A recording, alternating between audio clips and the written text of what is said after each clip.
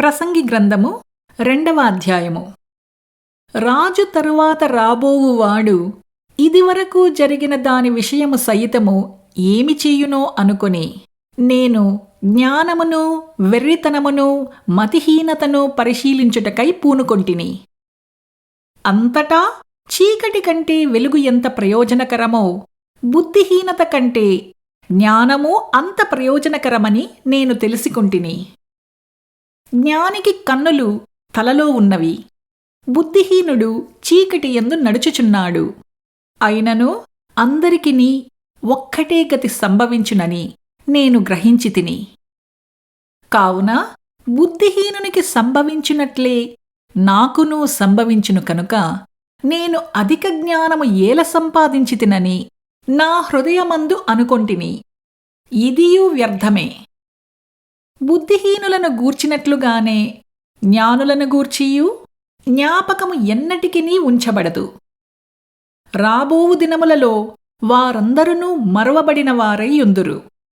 జ్ఞానులు మృతినందు విధమెట్టిదో బుద్ధిహీనులు మృతినందు విధము అట్టిదే. ఇది చూడగా సూర్యుని క్రింద జరుగునది నాకు వ్యసనము పుట్టించెను. అంతయు వ్యర్థముగాను ఒకడు గాలికై ప్రయాసపడినట్టుగాను కనపడెను. కనుక బ్రతుకుట నాకసహ్యమాయెను.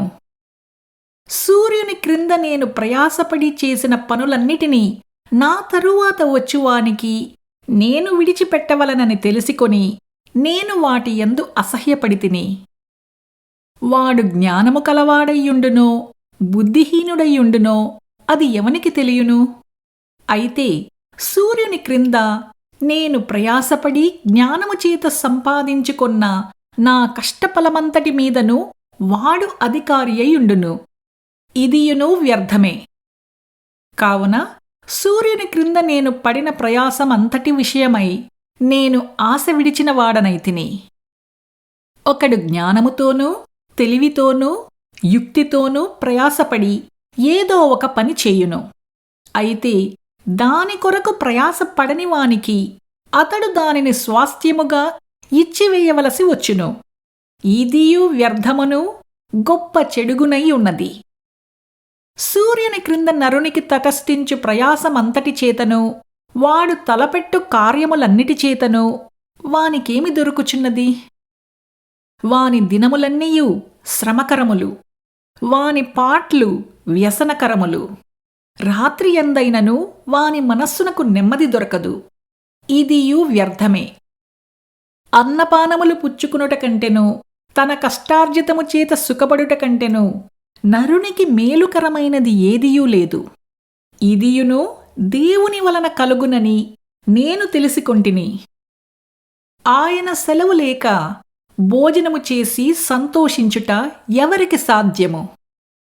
ఏలయనగా దైవదృష్టికి మంచివాడుగా ఉండువానికి దేవుడు జ్ఞానమును తెలివిని ఆనందమును అనుగ్రహించును. అయితే దైవదృష్టికి ఇష్టుడగువానికిచ్చుటకై ప్రయాసపడి పోగుచేయు పనిని ఆయన పాపాత్మునికి నిర్ణయించును. ఇదియు వ్యర్థముగాను ఒకడు గాలికై ప్రయాసపడునట్టుగానూ ఉన్నది.